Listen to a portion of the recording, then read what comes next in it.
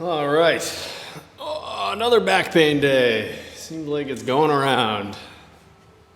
COVID-19 and low back pain coming together. Hey, Linda. Great to see you. Oh man. Andrew Key in the house, brother. What's up? Hope everything went great with berries this morning, Andrew. Hey, Patty, Danica, hi. We're talking back pain. Thank you, Danica. Danica. Andrew, it depends on what Mary's doing. So, hey, Patty. Carrie's in the house. I'm gonna give people a couple more minutes. Yeah, COVID-19 and neck pain and back pain and all the aches. So we're talking back pain. I'm gonna chat a little bit at the beginning here. We had quite a few questions over the past week about stuff. So I'm gonna address some of those things, and we're gonna get into a nice little movement routine today, stretching the hips, the front of the hips, the back of the hips. Gonna do some weird ab exercises that people don't typically consider when they're having low back pain. So we're gonna go over some stuff. It's all kind of building on the weeks past, but can be obviously just picked up today to address general aches and pains, stiffness, tightness, mobility issues, those types of things. Not looking to go after any specific diagnoses, but a lot of times people just need to address what's going on in their hips and mid backs, and their low backs start to feel better. So let's see. Hey guys, LEJ. My vision is terrible. I'm trying to read these names. I'm like 2 feet away and I can't read them somehow. One of the big questions people had, I think I was talking about something on the hip day or the neck and shoulder day last week about making a mind-muscle connection. I'm gonna go on a slight rant there at the end of this, but unilateral work with one hand on the muscle that you're trying to fire is a great way to feel the muscle and start to connect with the result that you want. So the big one that everybody goes after is their glute during a bridge. And if you put one hand on there, or if you put both hands on your glutes and you bridge up, and you don't feel them squeeze and contract, then you want to do something that maybe is a little bit easier for your glutes so your hamstrings don't take over. So doing like a clamshell and actually putting your hand on your butt can help you start to connect with, you feel the muscle shorten actually in your hand, and then you can start to get a sensory or get some sensory feedback, some biofeedback on what it feels like when that muscle contracts and what sensation you have in your body. And now, ultimately, I don't want that to actually be your goal. I don't want you to have these great mind-muscle connections that you're always thinking about everything you're doing. I want you to just make movements. I don't want you to have to think about what you're doing in the long run. Now, if something's deficient, you're getting back from injuries, maybe you notice that when you do that glute bridge test, your hamstrings fire like crazy. Well, that's the time where, okay, we need to retrain it, and then you need to load it a lot, so you get your glutes going with a bridge, and then you do some deadlifting and or some squatting. You do movements that have to fire your glutes. You cannot perform those movements without your glutes firing. Now, your hamstrings might do a little bit. If you need 2 hands for Carrie, we'll answer that later, Carrie. So you want to get familiar with that movement. You want to, increase the sensation in your hands, become more aware of it, and then you want to load it up, and you want to do harder exercises. And now, another way that you can try to make a better connection between your mind and your muscles is moving slowly and using those parts that you're struggling with in a more controlled manner.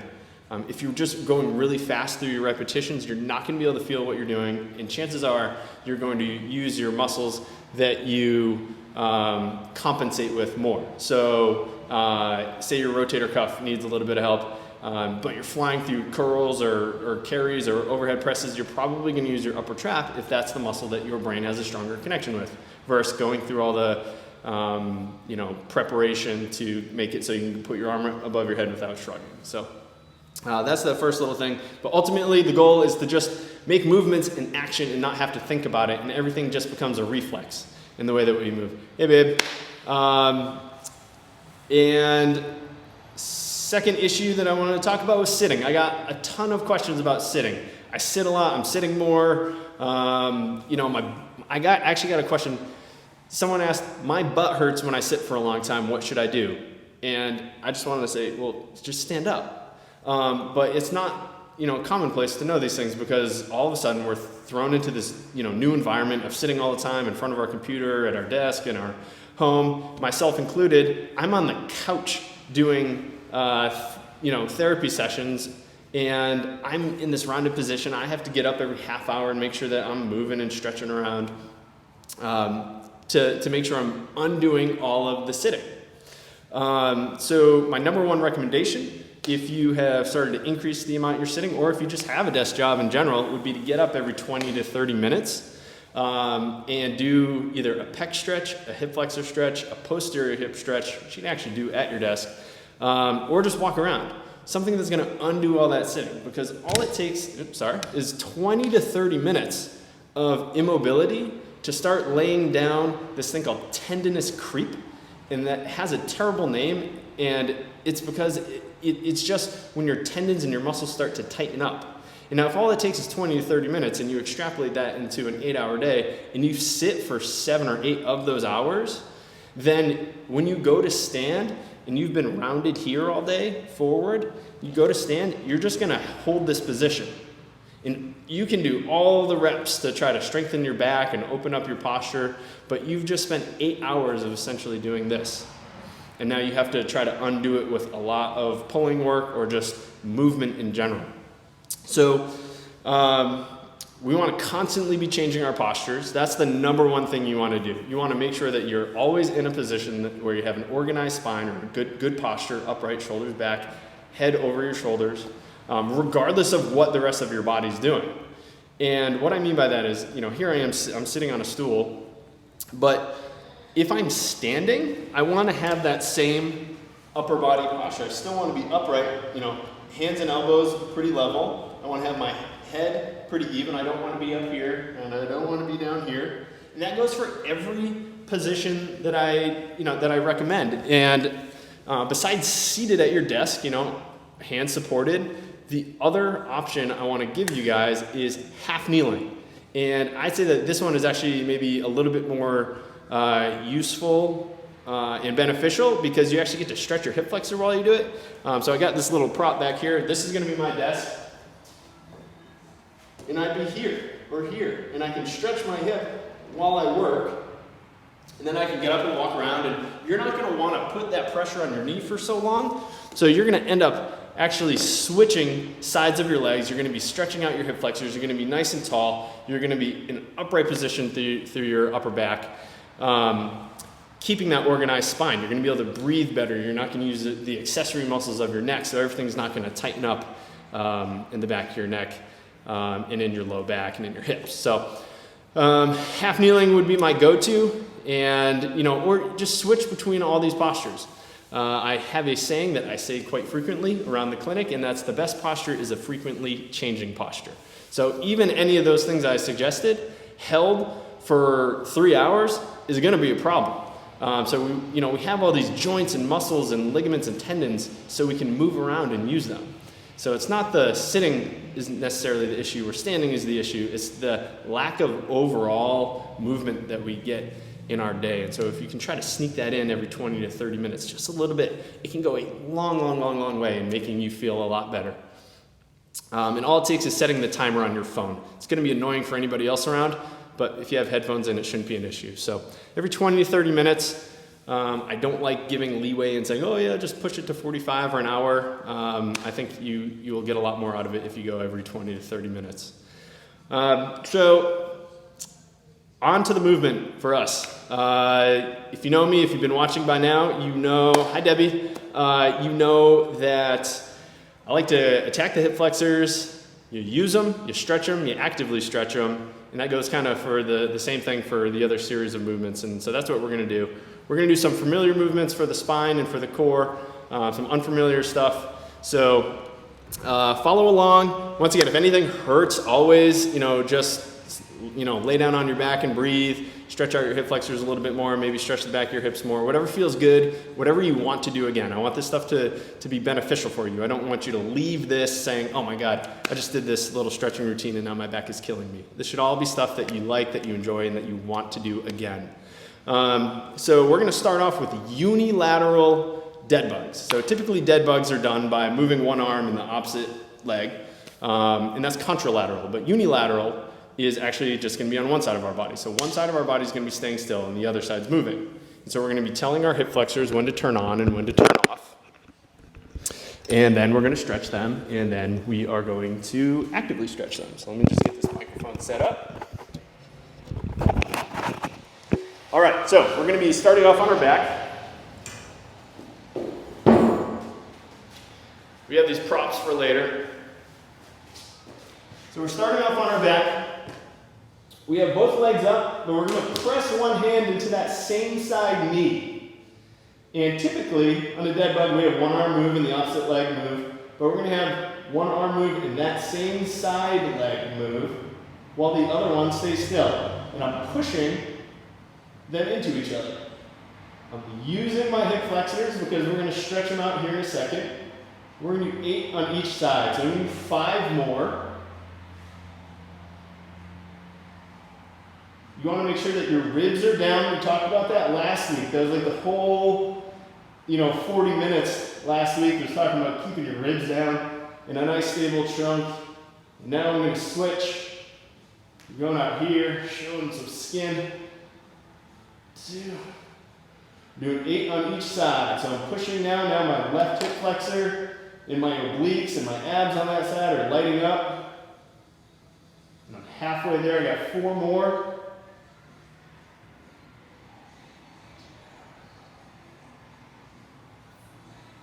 And the last one. All right, 4. So, use your hip flexors. You tell them when to turn on and turn off, because for the most part, they've just been off all day, but in a shortened position, so they're going to tighten up, unless you've been getting up every 30 minutes and stretching them out.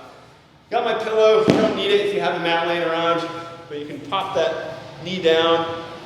Toes are down and back. We talked on Friday a lot about the toe and the ankle being important for the rest of your body, including your hips, and your hips affect your back. So let's work on some big toe mobility. We're going to tuck our pelvis and come on up. And this, for some of you, might be a huge stretch in the front of your hip. And previously, when you've had your leg in back, I've said, if you don't get very much stretch, go ahead and grab. But sometimes, this is where I need my prop, if you have a box or a step or maybe even a chair or a couch, you'll get a little bit more stretch. Squeeze my butt if you have your foot up and you're relaxed. You don't have to worry about balancing. Now, the same principles go here as far as no rib flare, no compression in your low back. So you tuck your pelvis, you come straight up. And I feel that stretch in my glute. I'm going to go 5 more seconds. And you can go, you can go as far back to have your heel against your butt if that's what you need to get that stretch. I'd say that if you're laying on your stomach, and I think Kelly Starrett posted something about this, but if you're laying on your stomach, you should be able to get your heel towards your butt about 1 fist length away. So that'd be like there, but you'd be laying on your stomach because it affects your quad. There we go. Kind of losing me in the picture here, but we're going to be here another minute, and then we're going to do some more split squats. Seems like those are a favorite of mine, but they're very important to stretch out your hip, incorporate your core, your balance, and your leg strength in there. And if you guys have any questions, just type them out. I always look at them. I try to get back to you guys as quickly as possible. Post answers, reach out into my direct messages, any of that stuff, and I will get back to you. So I'm feeling a stretch a little bit more in my left thigh here today. seems to go back and forth with me, and that's okay. It depends on what we've done. Just did a bunch of step-ups before this today. I had a nice little workout.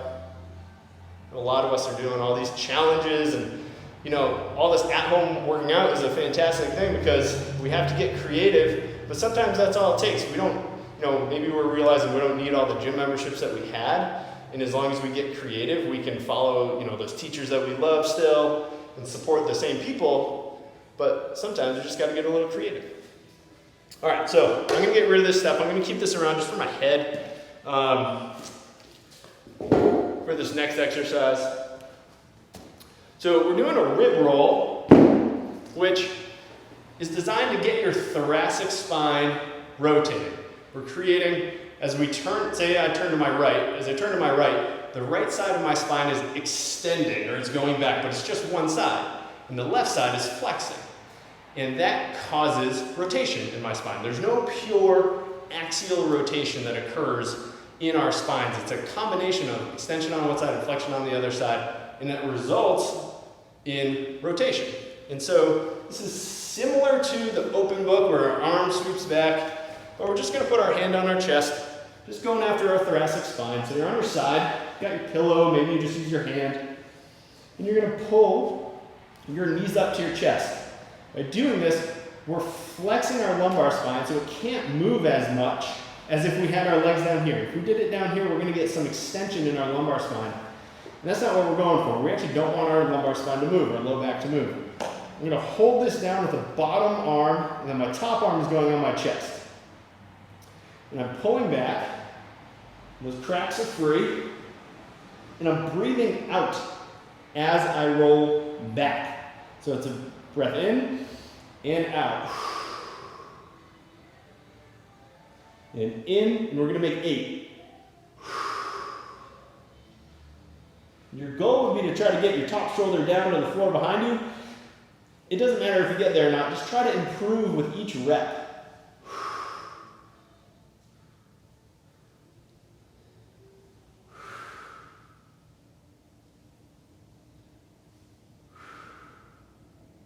And 2 more. We want to breathe out so we don't have all this air in our lungs that prevents us from moving. So we have these 2 pillars in our chest cavity, and those are our lungs. If we fill them with air, it's like having 2 balloons in there. You're not going to get a lot of movement in your spine if you have those 2 things blown up. So we want to let the air out and actually get the movement in our spine. And at the same time, by taking nice deep breaths, we're going to channel our parasympathetic nervous system, which is the rest and digest portion, and that's going to allow us to maybe get a little bit more mobility as we breathe out.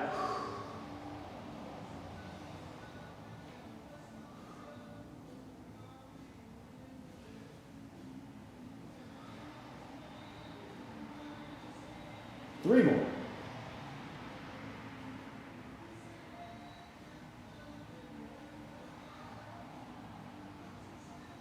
And last one.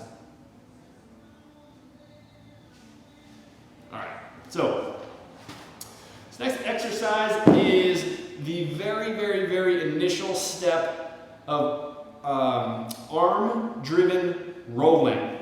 And rolling is important as we work on our mobility because it makes our spine go through flexion and extension. It makes our shoulders go through flexion and extension. It makes our hips go through extension and a little bit of flexion. And so it kind of uses all of our joints through both flexion and extension and can help solidify movement and stability through our spine so our periphery can move. So we have to set a strong, stable base of support in our trunk to create this roll, this reach. And I call it arm-driven or upper extremity-driven because you're only going to be using one arm. And so I'm going to show you with my left arm, my legs are extended, both arms are up. And now I want to make sure that my ribs are down. I'm creating that stable base of support to move off of. And I'm going to reach up and across my body that way and I'm going to lift my head. And this is going to make my obliques fire, my abdominals fire, but also trigger reflexively the spinal stabilizers that sit around my actual spinal column. Now, I'm not moving very far. I'm just lifting up and down with control. And I'm going to make 8.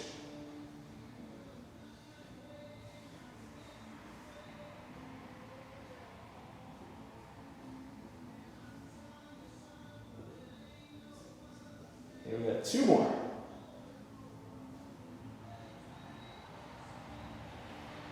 And for those of you who have shoulder or neck pain, this is another good one that might loosen up your thoracic spine, but also requires you to create stability in your neck. And I'm going to show you on the last one what it looks like to actually create a log roll, a segmental roll, with just my right arm.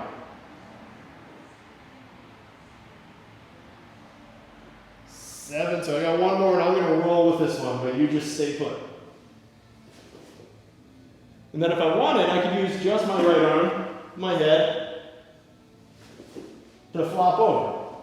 Now to do that, I had to express great neck and thoracic spine mobility, very good hip extension, good stability of my shoulder blade, and of my hips. So rolling, I feel like is one of the most underutilized tests, but also drills after you've done some mobility work to help solidify, hit save on that document, to feed that stability through range of motion into your body. And that is the whole point of stability. Stability is not rigidity. Stability is being able to control things through range of motion. So we're going to go through a figure 4 stretch. I'm going to give you a seated variation of this as well that might get you a bigger stretch in the back of your hip. Or if you like, you can do your pigeon pose, whatever gets you a big stretch in the back of your butt. So the figure 4 stretch is just on your back, crossing your ankle over your knee, threading the needle and pulling up. Now this might be a great stretch for a lot of you, and if so, you're just going to be there for a minute. But for the rest of you, if you can sit back, maybe against a wall, or against something that's not going to move, and at this point, you take your your ankle over your knee, and then you push down a little bit. This one's going to light up the back of your hip. I don't get this good of a stretch when I do a pigeon pose, so I'm just going to hang out here because this is the best stretch that I've found for the back of my hip. Now, if you want to, you get into that pigeon pose. You can stay down there and do your figure 4 on your back, if that feels better for your back. Or you can just pull your knee up and across your chest and do a piriformis stretch. So we're going to be here for another 25 seconds, then we're going to switch. So we're stretching out the back of the hip, so it probably means that we're going to use it here in a second. And so the next thing we're going to do is going to be a variation of the hip airplane that we did a couple weeks ago on hip day. But it's going to require a little bit more trunk and shoulder stability because we're going to be on our hands and knees. And we're going to switch. Press difference in mobility on both sides for me. There we go. So just hanging out, 1 minute, getting a good stretch, pushing down on my knee to get a little bit more stretch in the back of my hip. Sitting tall, practice what I preach, right? Sit tall. If you're doing your pigeon pose, make sure that you have your chest nice and tall. If you sink down into it, you're going to be putting a lot of flexion into your spine, which isn't going to allow you to get as much of a piriformis stretch, and you're just going to be stretching out the tendons, ligaments, and muscles of your low back. Something that I don't want to say we shouldn't do, especially because we're going to end today with a child's pose, which is going to do that. But for now, our intended target is the back of our butt, so we want to make sure that we're stretching that out as much as possible. So we have about 10 seconds left here before we get onto our hands and knees to use these glutes and these hip rotator muscles, and then we're going to pop into a bird dog after that. All right, so we're going to do a modified hip airplane. The hip airplane, which is up here, and you're making your hips go up and down, it's challenging for your balance, it's challenging for your hips, your core stability, and sometimes it's a little bit too hard to accomplish even if you're holding on to something. So this is a regression, but it's still a great little warm-up for you. And I should say, as far as warm-ups go, I mentioned that I'm gonna kind of point things out that I feel like if you're crunched for time for a warm-up, to go from like a seated position all day while you're working, and then going directly into a workout, the first thing I would probably do is go into those split squats that we did earlier. If you were just joining, we did split squats after using and stretching our hip flexors. But this next thing, this modified hip airplane or regular hip airplane, would be a great thing to add into your routine right before you go into your workout, because it's going to address hip stability, core stability, shoulders, and mobility in your hips as well. So you're going to be on your hands and knees, and I'm going to show you on my right side. So you're going to be hands and knees. You're going to extend your left leg. Once again, looking at my toe mobility, my ankle mobility and flexibility. Now I'm going to drop that hip down, and then I'm going to open it up. And so from the back, drop down, open up. We're just going to do 8 of these on each side. Down, up. So down, I'm working on that posterior capsule mobility in my hip. And then as I go up, I'm using my glute. So I'm stretching, and then I'm using. And all the while, my back leg is straight. And this is the goal even when we're standing doing hip airplanes. Same movement, going through hip internal rotation and external rotation. And I think that was 8. Switch sides. I'm pushing away from the ground. I'm not getting all sloppy and loose in my upper back. I'm still up here. Down, and I am a little bit more restricted on this left side today.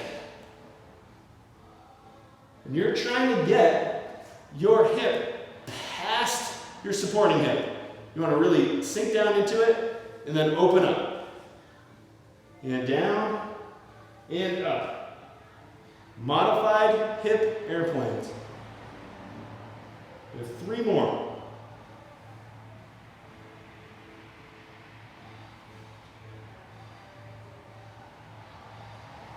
Okay.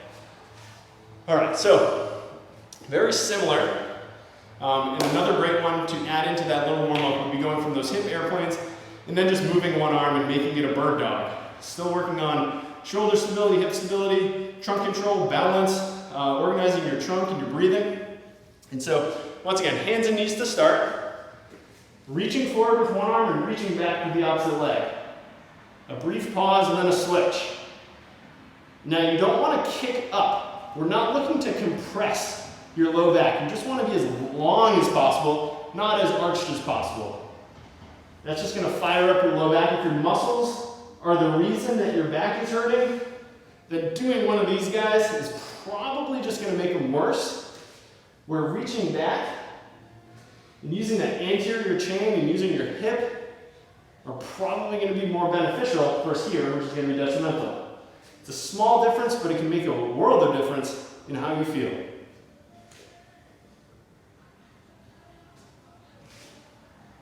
And we'll go 2 more on each side.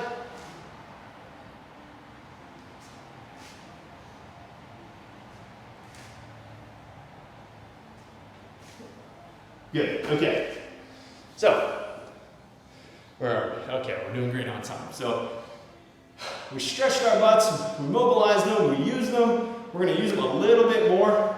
And if you go all the way back to the beginning when I was talking about connecting with muscles, the number 1 muscle I think people have a difficult time tapping into would be their glutes.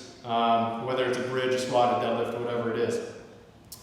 We're going to go through a bridge. It's also going to provide us with the opportunity to stretch out our hip flexors and adductors a little bit more, those guys that sit between our thigh and our pelvis. And so it's going to be a single leg bridge, and if this for some reason causes a cramp in one of your hamstrings, just drop it down to a regular bridge, 2 feet on the ground, pushing your hips up and down. You're going to do 20 reps if that's the case. For the rest of us who are doing this thing called a Faber bridge, flexion, abduction, external rotation, Faber, we're going to be doing 8 on each side. The setup here is on your back.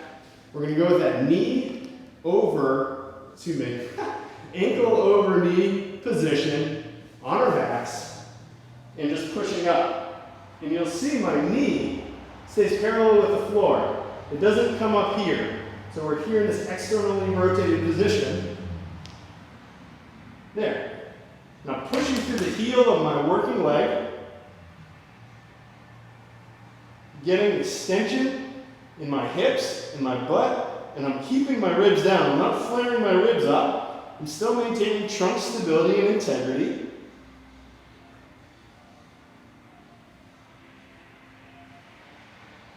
Two more.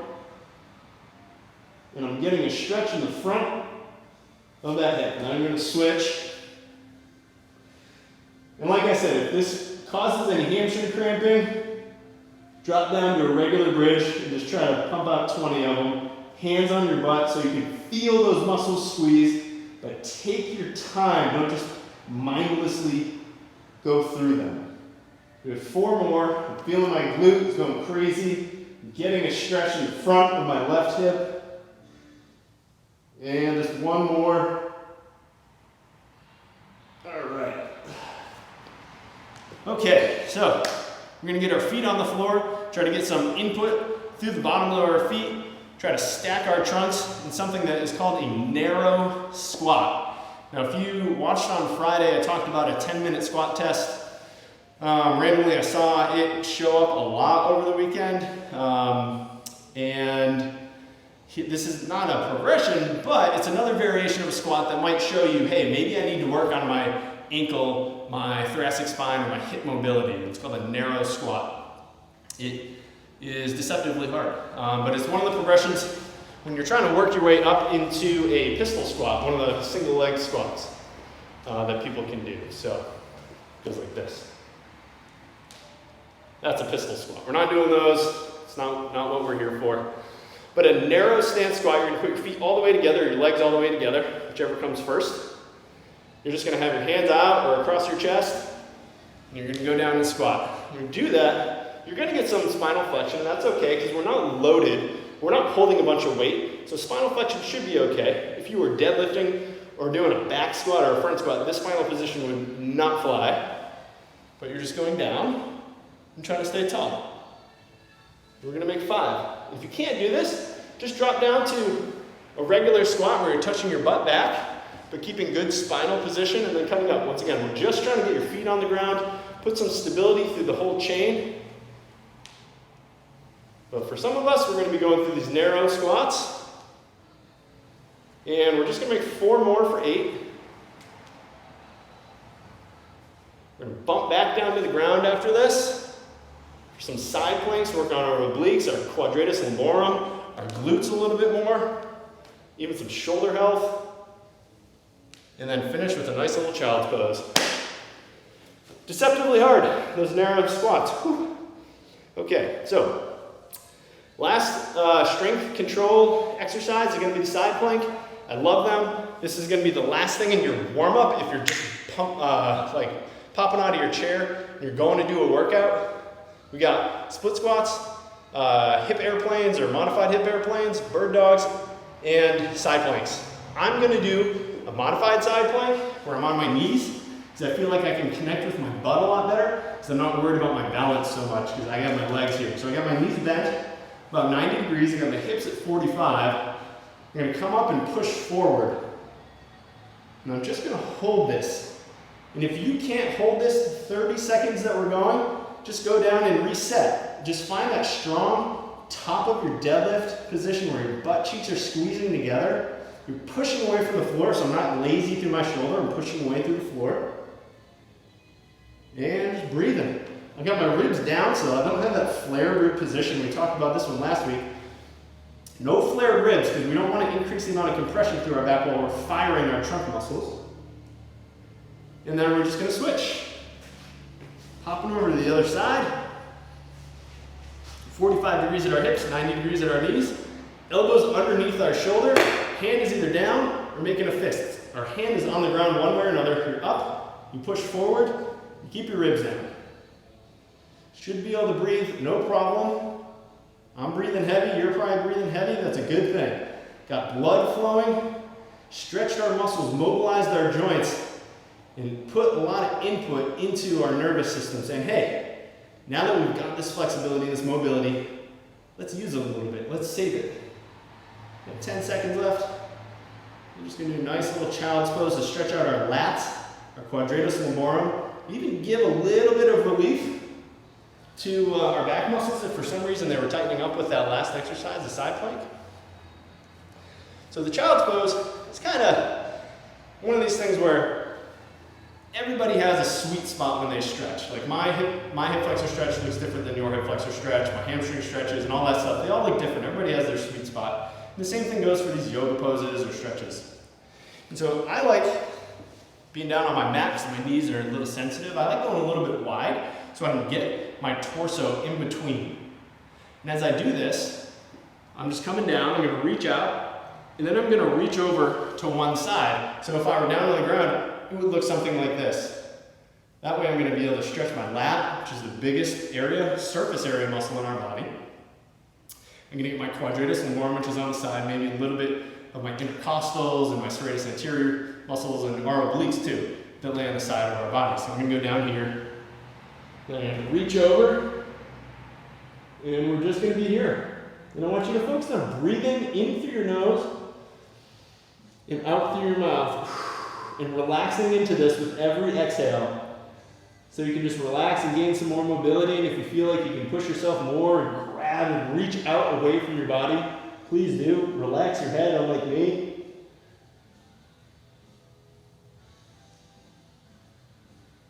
And if your knees are sensitive and you don't like this, then you're going to be down here on one knee, reaching over and away, squeezing that butt cheek. The rest of us, we have about 10 seconds left down here.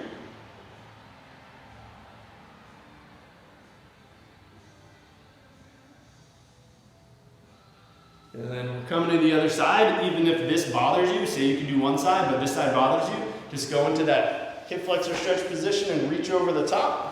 That's your little modification. You're reaching over to the side here. I feel a huge stretch through my left lat here. Breathing into it, trying to get lateral expansion of my ribs while I'm breathing into my legs.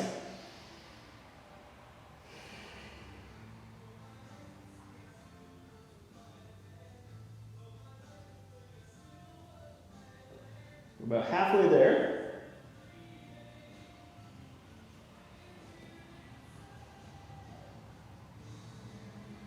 So we covered a lot of ground about a lot of stuff today, and like I said earlier, please don't hesitate to reach out.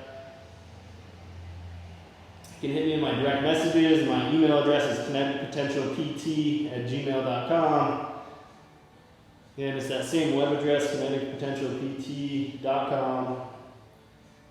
You'll find me in those places. Whew, okay. I feel stretched, I feel limber, I'm actually sweating. So let's see what people had to say here. Uh-oh. My niece has the phone. Oh, bird dog, fixing the back, that's good. Oh, looks like we had a lot of people come through here. Awesome. Oh, what do we got? Okay, so I'm gonna poke through these tomorrow, or excuse me, tonight, and try to get back to people tomorrow. Thanks for joining in, Carrie, you are limber. Kat, thanks for joining in, everybody else too. Once again, please feel free to reach out. I really enjoy helping you. Reach out to your loved ones too. Stay safe, eat good food, get lots of sleep, and yeah, I'll see you on Wednesday for neck and shoulders. Patty, I'm glad that you're feeling great. Let's see, questions here. Oh. Yeah, okay, so I will see you Wednesday for neck and shoulders. Friday is going to be hips and knees again with a lot of footwork. So if your feet need a little love, show up on Friday too. So thanks again, guys. You're welcome, Carrie, and I will see you guys later. All right, take care. Have a great night.